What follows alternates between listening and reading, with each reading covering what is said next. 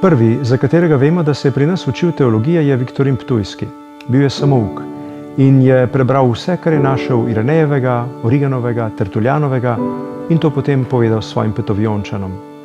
Kmalu za njim je prišel pri nas veliki učenjak Hieronim, ki se je šolal v Rimu, a klasične vede. Ker pa se je znal učiti, je potem še zasebno v puščavi osvojil hebrejščino in se usposobil za razlaganje in prevajanje Svetega pisma v latinščino, njegove slavne vulgate. Naslednji korak pri študiju teologije naredita sveta brata Ciril in Metod, ki nabereta kakih 50 bistrih mladeničev, jih naučita nove črke, ki sta jih sestavila, in jih uvedeta v Sveto pismo, bogoslužje in bogoslovje.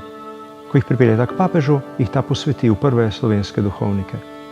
Še malo kasneje pa imajo nepozabno vlogo pri teološkem izobraževanju samostani, ki niso mogli biti brez šol, kjer so se menihi naučili prepisovati, pa tudi pisati izvirna teološka dela, kot na primer Blaženi Odon iz Jurkloštra.